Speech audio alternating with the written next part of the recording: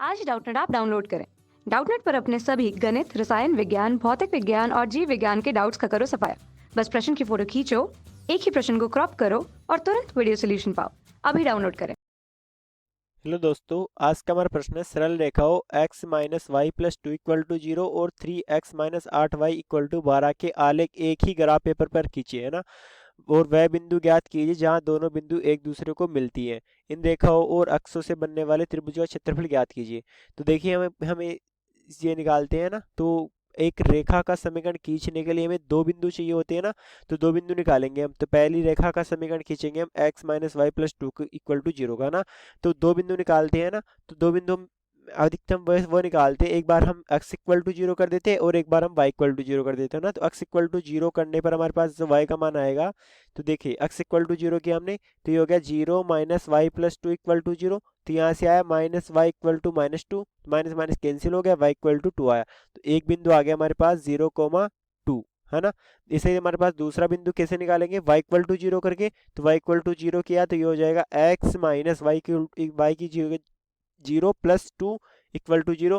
तो यहाँ से आ गया हमारे पास x equal to minus two. तो दूसरा बिंदु क्या आ गया, माइनस का 2,0। देखिए यहाँ पे हमने पहले x इक्वल टू जीरो किया, फिर यहाँ पे दूसरा y इक्वल टू जीरो किया। आप कुछ भी कर सकते हो, x इक्वल टू 1 2 3 4 5 6 7 जो भी आप लेना चाहो वो लेके y की संगत वैल्यू निकाल लेनी है आपको। तो मैंने एक बार x की वैल्यू थोड़ा इजी पड़ता है, x equal to zero y equal to zero लेने पर बस x और y की वैल्यू निकालना। तो आप भी यही लिया करें, थोड़ा इजी रहेगा। ऐसे हमारे पास दूसरा हमारे पास 3x minus 8y equal to 12।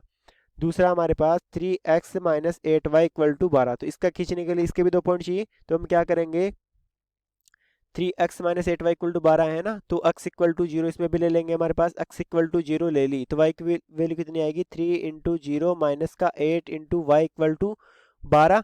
तो देखिए ये हो गया हमारे पास माइनस का 8y इक्वल टू 12। तो यहाँ से हमारे पास y इक्वल टू आ गया माइनस का 12/8। तो ये हो गया हमारे पास y इक्वल टू 4×3 = 12, 4×2 = 8। तो y इक्वल टू आ गया माइनस का 3/2। दो पॉइंट आया, वो क्या आया हमारे पास, x की वैल्यू जीरो, y की वैल्यू माइनस का 3/2। ऐसे हमारे पास ऐसे यदि हमारे पास एक बार y इक्वल टू जीरो कर देंगे, तो y इक्वल टू जीरो कर देंगे तो x की वैल्यू कितनी आएगी, 3x माइनस 8 इंटू जीरो बराबर 12। तो यहाँ से देखिए हमारे पास 3x बराबर कितना आ गया, 12। तो x इक्वल टू कितना आ गया, 12/3, जो आ गया हमारे पास 4। तो ये हमारे पास जो वैल्यू आई, बिंदु आया, वो आया हमारे पास x की निर्देशांक 4 और y का निर्देशांक 0, तो 4,0। तो देखिए हमारे पास हर एक रेखा के लिए हमने दो दो पॉइंट निकाल लिए हैं। एक के लिए हमारे पास आया था 0,2 और माइनस का 2,0, और एक के लिए आया 0, माइनस का 3/2 और 4,0। तो चलिए इसको हम ग्राफ पेपर पे अंकित करते हैं। तो हमारे पास पहले ग्राफ सा ले लेते हैं हम। तो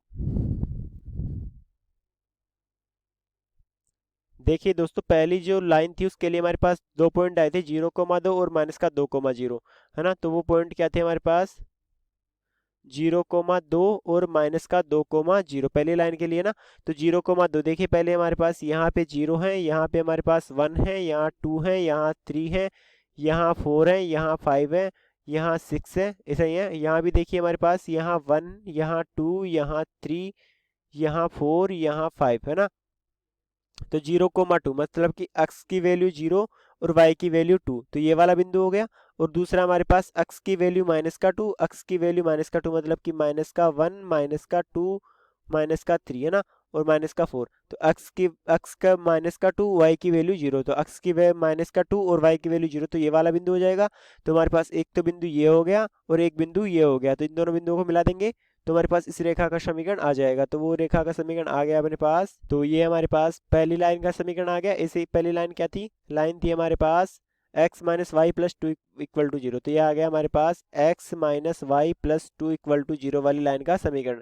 ऐसे ही हमारे पास दूसरी लाइन का समीकरण निकाले तो उसके लिए दो पॉइंट निकले थे हमारे पास, 0, माइनस का 3/2 और 4,0। वो थे हमारे पास 0, माइनस का 3/2 और 3,0, सॉरी 4,0। तो ये हो जाएगा 4,0। तो यहाँ देखिए हमारे पास 0, माइनस का 3, मतलब कि x का निर्देशांक 0 है, x का निर्देशांक 0 है, y का निर्देशांक माइनस का 3/2। तो देखिए माइनस का 3/2, तो माइनस का 3/2 यहाँ देखिए माइनस का 1 मान लीजिए, यहाँ माइनस का 2 मान लीजिए। तो माइनस का 3/2 कितना होता है, लगभग होता है 2 एक कम 2 1.5, तो 1.5 हमारे पास लगभग यहाँ आएगा। तो यहाँ पे हमारे पास x की वैल्यू 0 और y की वैल्यू -3/2, तो ये वाला पॉइंट हो गया हमारे पास। और दूसरा पॉइंट है हमारे पास x का 4 और y की 0, तो x का 4 हमारे पास यहाँ पे, y का 4 0 हमारे पास, ये वाला पॉइंट हो गया ना। तो इन दोनों बिंदुओं को मिलाएंगे हम, तो क्या हो जाएगा, इन दोनों बिंदुओं को मिलाएंगे तो कुछ कुछ ये रेखा आएगी और इसको पीछे बढ़ाएंगे हम। तो यहाँ देखिए इन दोनों का प्रतिच्छेदन बिंदु पूछा था, तो ये मेरे पास दोनों रेखाओं के आलेख हो गए। अब ये कह रहा है कि वह बिंदु ज्ञात कीजिए जहाँ दोनों रेखाएं एक दूसरे को मिलती है। तो देखिए दोनों रेखाएं एक दूसरे को कहाँ मिल रही हैं, तो दोनों रेखाएं एक दूसरे को हमारे पास यहाँ मिल रही हैं। तो ये वाला बिंदु क्या हो गया, इस वाले बिंदु के बिंदु आ रहा है वो हमारे पास आ रहा है -5.6, -3.6। यहाँ पे आपको, यहाँ तो अच्छे से नहीं दिख रहा, लेकिन जब आप इसको ग्राफ पे ड्रॉ करोगे ना तो आपको अच्छे से ये पॉइंट पता चल जाएगा, -5.6, 3.6, है ना। तो जैसे हमारे पास यहाँ जो प्रतिच्छेदन बिंदु आया वो क्या है हमारे पास, वो आया हमारे पास 5.6, 3.6, और सॉरी -5.6, -3.6। और हमें दूसरा क्या निकालना था, हमें निकालना था कि इन रेखाओं और अक्ष से बने त्रिभुज का क्षेत्रफल ज्ञात कीजिए। तो देखिए इन रेखाओं और त्रिभुज से बने अक्ष का क्षेत्रफल निकालना है ना, तो मतलब कि हमें ये वाला त्रिभुज का क्षेत्रफल निकालना है। एक तो रेखा ये हो गई, एक ये रेखा हो गई, और एक ये अक्ष के साथ है ना, मतलब कि ये 3 पॉइंट हो गए। एक तो इसके शीर्ष हो गए, एक तो -2,0, ये हो गया 4,0, और ये हो गया -5.6, 3.6, है ना। तो इस त्रिभुज का क्षेत्रफल निकालना पड़ेगा। तो देखिए त्रिभुज का क्षेत्रफल कैसे निकालेंगे, यदि हम इसको आधार ले लें, है ना, तो आधार ले लें हम इसको, आधा आधा, तो वो क्या होती है, त्रिभुज का क्षेत्रफल क्या होता है, वो होता है हमारे पास 1/2 इंटू आधार इंटू ऊंचाई, आधार इंटू ऊंचाई। ऊंचाई क्या होती है हमारे पास, संगत ऊंचाई होती है, जिस मतलब कि आधार के संगत ऊंचाई। तो आधार के संगत जो ऊंचाई होती है वो होता है हमारे पास त्रिभुज का क्षेत्रफल। त्रिभुज का क्षेत्रफल होता है 1/2 इंटू आधार इंटू ऊंचाई। तो देखिए 1/2 इंटू आधार हमने कौन सा ले लिया, आधार हम इसको ले लेते हैं ना। तो ये हो गया हमारे पास, आधार कितनी लेंथ हो जाएगी, यहाँ देखिए 4, यहाँ पे ये 0 से 4, मतलब कि 4 लेंथ तो इसकी हो गई, और ये हो गया हमारे पास 0 से -2, मतलब कि 2 लेंथ इसकी हो गई। तो टोटल जो लेंथ हो गई वो हो गई हमारे पास 4 + 2। तो ये हो गया हमारे पास आधार इंटू ऊंचाई। ऊंचाई क्या हो गई हमारे पास, देखिए तो जो ऊंचाई होती है वो क्या होती है हमारे पास, किसी एक शीर्ष से उस पर डाला गया लंब। तो जैसे इस शीर्ष पे हम इस पे डाला गया लंब डालेंगे, है ना, तो वो क्या हो जाएगा, यहाँ पे ये ऊंचाई आएगी हमारे पास 3.6। तो 3.6 हमारे पास क्या हो गया, इसकी ऊंचाई हो गई, ये हमारे पास 3.6 हो गया। तो ये हो जाएगा अपने पास 1/2 इंटू 4 + 2 6 इंटू 3.6। तो ये हो जाएगा हमारे पास 2 × 6 3 इंटू 3.6। तो ये हो जाएगा 3 × 6 = 18, 3 × 9 और 1 10। तो ये आ जाएगा हमारे पास 10.8। तो 10.8 हमारे पास इसका क्या आ गया, एरिया आ गया। तो ये हमारे पास यही पूछ रहा था। धन्यवाद दोस्तों। कैसे निकाला इसका, मैं दोबारा बताता हूँ। ये हमारे पास आधार इंटू ऊंचाई था, तो हमने क्या माना, आधार हमने इसको मान लिया ना, आधार हमने इसको मान लिया, इस वाली रेखा को, है ना। तो ये हो जाएगा, देखिए इसकी लेंथ हो गई हमारे पास 2 ये प्लस 4 ये, तो हमारे पास 6 तो इसकी लेंथ हो गई आधार की।